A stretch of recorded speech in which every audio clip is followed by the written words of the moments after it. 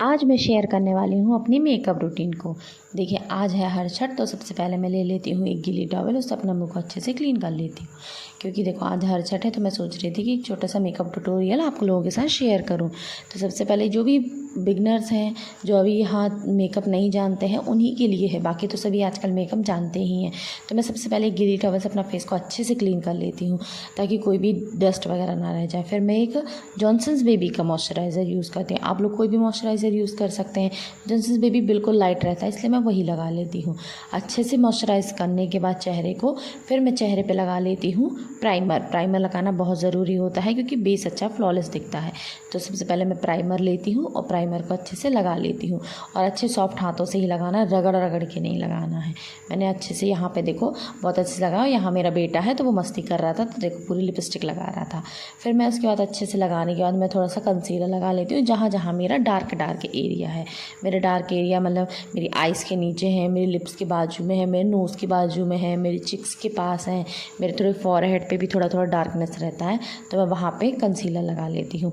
और अच्छे से ब्यूटी ब्लेंडर से ब्लेंड करना है, लेकिन ब्यूटी ब्लेंडर सूखा नहीं होना चाहिए।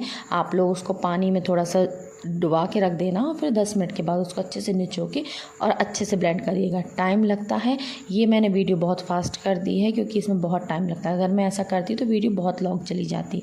तो मैं अच्छे से इसको ब्लेंड करती हूँ। जितना आप ब्लेंड करेंगे उतना अच्छा मेकअप आपका निखर के आएगा। फिर इसके बाद मैं लगाती हूँ फाउंडेशन। मैट लुक का मैंने फाउंडेशन लिया है, ये बहुत अच्छी कवरेज देता है। और मैंने अपने कलर से एक टोन शेड मेरा ऊपर है। फिर ये अब मुझे ये तो याद नहीं कि ये कौन सा है, लेकिन फिर भी मैं बता देती हूँ। मैं अपनी स्किन से एक टोन ऊपर रखिएगा और अच्छे से ब्लेंड करिएगा। जो लोग हल्का फुल्का मेकअप करना चाहते हैं, जिन्हें ज़्यादा मेकअप पसंद नहीं है, तो उनके लिए तो ये वीडियो बहुत अच्छी है। क्योंकि हल्का फुल्का है ना, मैंने इसमें ब्लश लगाया है ना, इसमें मैंने जो भी चीज़ें और रहती हैं वो मैंने कुछ नहीं करा, केवल बेसिक सा मेकअप है। तो बेसिक से मेकअप में मैंने देखो इसमें फाउंडेशन लगा के और बहुत अच्छे से ब्लेंड कर लिया है। और मैं इसी ब्यूटी ब्लेंडर से मैं लूज़ पाउडर लगाती हूँ। वो भी कब, जब ब्यूटी ब्लेंडर बिल्कुल अच्छा, मतलब इतना भी नहीं कि पानी निकल रहा हो उसमें से, तो उसमें से लूज़ पाउडर मैं बहुत ज़्यादा लगाती हूँ। क्योंकि मेरी ऑयली स्किन है, तो ये बहुत अच्छे से सोख लेता है उसको। तो इसलिए मैं इसमें लूज़ पाउडर बहुत ज़्यादा यूज़ करती हूँ। जिन लोगों की स्किन ज़्यादा ऑयली नहीं है तो वो लोग कम लगाएंगे, लेकिन मेरा बहुत ऑयली स्किन है, इसलिए मैं इसको थोड़ा ज़्यादा लगाती हूँ। देखिए आप लोगों को खुद मेरे फेस में फ़र्क समझ में आने लगा होगा।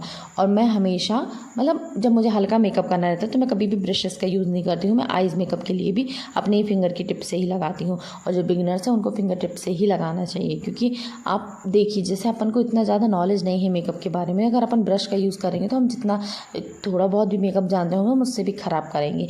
इससे अच्छा है कि अपन फिंगर से लगा के देखें। और आप खुद देख सकते हैं कि फिंगर से अगर आप हल्का फुल्का मेकअप करते हैं तो बहुत अच्छा दिखता है। मैं यहाँ पे दोनों आइज़ का मेकअप कंप्लीट कर लेती हूँ। उसके बाद मैं लगा लेती हूँ लिप लाइनर और अपना थोड़ा मस्कारा लगा लेती हूँ। मस्कारा लगाने में मैं ज़्यादा नहीं लगाती मेकअप वगैरह, क्योंकि मुझे इतना पसंद नहीं है। मैं आई लाइनर, मस्कारा ये सब कंप्लीट कर लेती हूँ। यहाँ पे वो ज़्यादा मोटा नहीं लगाती हूँ, बिल्कुल हल्का फुल्का लगाती हूँ। और लगा लेती हूँ लिप लाइनर। लिप लाइनर देखिए मैंने लगाया। और मैं कभी भी एक शेड की लिपस्टिक नहीं लगाती हूँ, मैं हमेशा मिक्स करके लगाती हूँ। ये मैंने मैट लुक की ली है पर्पल कलर की। पर्पल कलर में मैं थोड़ा सा हल्का सा पिंकिश कलर वाला मिक्स कर दूँगी, क्योंकि मुझे एक कलर की लिपस्टिक पसंद ही नहीं आती और ना मेरे फेस पे जमती है। ये सबका अपना अलग अलग रहता है कि इसके फेस पे क्या जमना। आप लोगों के फेस पे जैसा जमे आप वैसी लिपस्टिक लगाइए।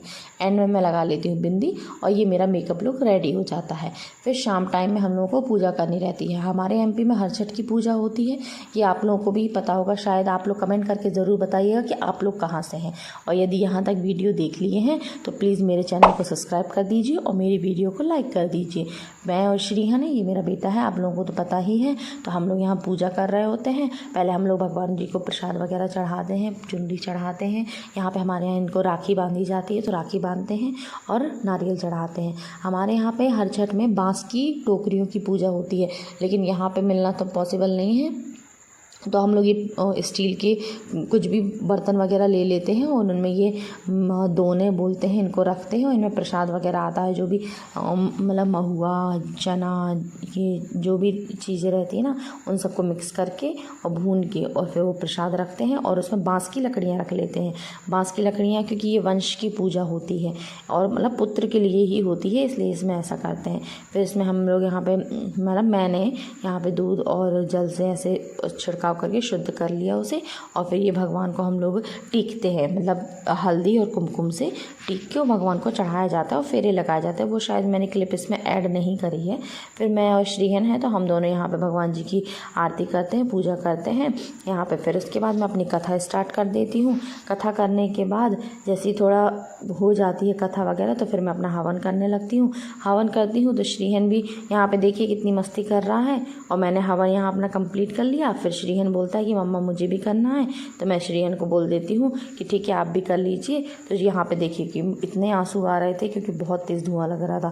फिर श्रीहन करने लगता है हवन और हम लोग की यहाँ पे हो जाती है पूजा कंप्लीट। फिर हम लोग कर लेते हैं आरती, और जैसे ही मैं यहाँ देखिए आरती कर रही थी तो श्रीहन बैठा था। जैसे ही आरती की आवाज़ सुनने लगा तो वो खुद उठ के और ताली बजाने लगा। पहले बैठ के बजाता है फिर खड़े होकर बजाने लगता है, और हम लोग यहाँ पे अपनी आरती कंप्लीट कर लेते हैं। और जैसे ही मेरी पूजा कंप्लीट हुई तो देखिए वो खुद अपने मन से उठ के, और उसने सोचा कि पूजा कंप्लीट हो गई है तो अब वो खुद उठ के और पैर पड़ने लगता है। यह थोड़ा बच्चे की एक्टिविटी होती रहती है तो अच्छा लगता है। फिर इसके बाद मैं श्रीहन को आरती देती हूँ तो खुद उसको बोल देती हूँ कि ऐसे लो, तो वो भी लेने लगता है। फिर इसके बाद हम लोग यहाँ पे जो भी प्रसाद रहता है ना तो उसको मतलब अपने पुत्र को दिया जाता है या बच्चे को दिया जाता है, तो ये उसको देते हैं और वो खाता है। उसको थोड़ा सा प्रसाद खिला देती हूँ। और अब आप लोग श्रीहन की तरफ से बाय कर लीजिए। Okay bye.